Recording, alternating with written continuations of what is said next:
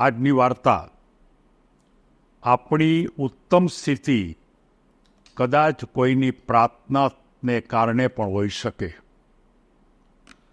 મિત્રો, આપણે જાણીએ છીએ કે આપણે જ્યારે ખરેખર સફળ થઈએ, આપણો વિકાસ થાય, આપણી પાસે પૈસા આવે, આપણી પાસે જ્ઞાન આવે, અન્ય પ્રકારની કોઈ વસ્તુ આપણામાં આવે અને એને આપણે એમ કહીએ છીએ કે આપણે ઉત્તમ સ્થિતિમાં આવ્યા.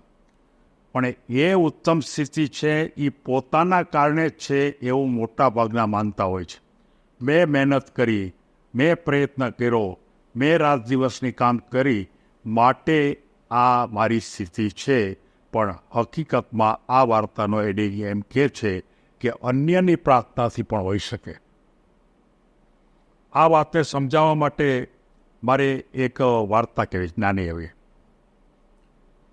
કોઈ એક બહુ મોટા રેસ્ટોરન્ટની અંદર, સારા રેસ્ટોરન્ટની અંદર બહુ માણસો સવારમાં વહેલા નાસ્તો કરવા પણ બધા આવતા અને એટલી બધી ભીડ થતી કે માણસોને ખરેખર એને લાઈનમાં પણ ઊભું રહેવું પડે. અને બરોબર એમાં એક માણસ કાયમ માટે એ ભીડમાં આવે અને ભીડમાંથી નાસ્તો બરોબર કરી લે અને પૈસા ચૂકવા વગર બહાર નીકળી જાય. આ વાતની ખબર કોઈ એક જે દુકાનના પહેલાં હતા નોકર, એને ખ્યાલ આવ્યો કે આ માણસ નાસ્તો પૂરેપૂરો કરી જાય છે પણ પૈસા આપતો નથી. બીજા દિવસે પણ એમ જ થયું, ત્રીજે દિવસે પણ એમ જ થયું અને 4-5 દિવસ આ જ રીતે થયું. એટલે એને એમ થયું કે મારે મારા શેઠને વાત કરવી પડે કે આ માણસ રોજ નાસ્તો કરી જાય છે પણ પૈસા ક્યારેય આપતો નથી. કોઈ એક વખતે જ્યારે ભીડ ઓછી હતી થોડીક, ત્યારે પહેલો માણસ જે હતો ને, દુકાનનો માણસ, એ શેઠની પાસે જાય છે કે મારે તમને એક બહુ અગત્યની વાત કહેવી છે. તો કે શું અગત્યની વાત છે? તો કે આપણે ત્યાં ભીડ હોય છે ત્યારે પહેલો જે માણસ ઝાડની નીચે બેઠો છે ને, સામે દુકાનની સામે, એ માણસ રોજ અહીંયા આવી અને ભીડમાં કોઈને ખબર ન પડે એ રીતે પૂરું નાસ્તો કરી, ખૂબ નાસ્તો કરી અને નીકળી જાય છે. કોઈને ખબર પણ પડતી નથી અને હકીકતમાં એ પૈસા પણ આપતો નથી. તમે એને પોલીસને ફરિયાદ કરો અને એ માણસને પકડાવી દો. આપણે કાયમ માટે આપણી સાથે આ રીતે ઓલું કરે એ વાત વ્યાજબી નથી લાગતી. ત્યારે એ જે શેઠ હતા ને, એ શેઠે એમ કીધું કે ભાઈ, તને ખબર નથી, એ રોજ નાસ્તો કરી જાય છે એવી વાત મને ઘણાએ કીધી છે. મને પણ ખબર છે અને હું પણ જોઉં જ છું કે ખરેખર નાસ્તો કરી અને વયો જાય છે અને પૈસા આપતો નથી.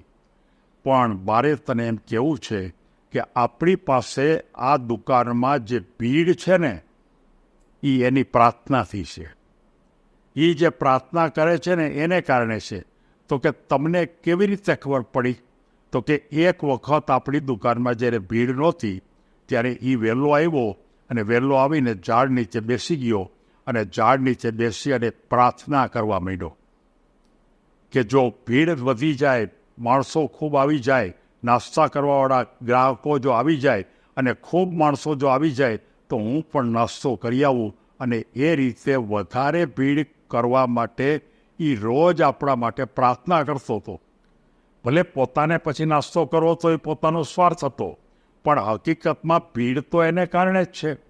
અને થોડીક જ વારમાં ભીડ થઈ ગઈ અને ભીડ થઈ ગયા પછી એ પણ આવી ગયો, એને નાસ્તો પણ કરી લીધો અને એ પાછો વયો પણ ગયો. પણ મેં એને કોઈ દિવસ રોક્યો નથી અને હું રોકવા પણ માગતો નથી. એને પોલીસને ફરિયાદ પણ નથી કરવા માગતો.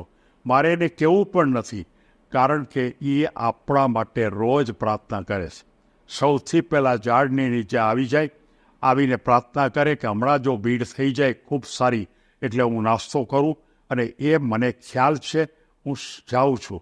અને એ રીતે આ જે હોટેલના જેના માલિક હતા, કે જે દુકાનના, એણે એમ કીધું કે જિંદગીની અંદર આપણે જે સફળ થયા, આપણે જે ભીડ થાય છે, ખૂબ પૈસા માણસો આપી જાય છે અને એટલા બધા પૈસા આવે છે કે આપણને એમ થાય કે આટલું બધું કેવી રીતે મળે, પણ એ આપણા કારણે નથી. એ પેલો જે માણસ છે ને કે જે મફતમાં નાસ્તો કરી જાય છે ને એને કારણે છે. મારે સૌ મિત્રોને કહેવું છે કે જિંદગીની અંદર તમે એવું માનતા નહીં કે તમે જે વિકાસ કર્યો છે, તમે જે આગળ વધ્યા છો એ તમારી તાકાતને કારણે કે તમારી મહેનતને કારણે નહીં, પણ તમારા માટે કોઈક પ્રાર્થના કરે છે. તમે લાંબુ આયુષ ભોગવો છો તો એનો અર્થ એ નથી કે તમે જ પોતે માત્ર સારું કરો છો માટે લાંબુ આયુષ છે. તમારા માટે કોઈક પ્રાર્થના કરે છે અને એ પ્રાર્થનાના અનુસંધાને તમને આ બધી વસ્તુ મળે છે. મારે પણ તમને એક વાત કહેવી છે કે હું જ્યારે વર્ગોમાં પીરિયડ લેવા જતો અને પ્રાઇવેટ ઇન્સ્ટિટ્યૂટ હતી ત્યારે એટલી બધી ભીડ હતી કે એમાં 2 છોકરાઓ એવા કાયમ માટે આવતા કે એ કોઈ દિવસ ન આવે એવું બને નહીં અને એણે કોઈ દિવસ ફીના પૈસા પણ આપ્યા નથી. પણ જેવા ભીડ થાય એટલે આપોઆપ આવીને બેસી જાય.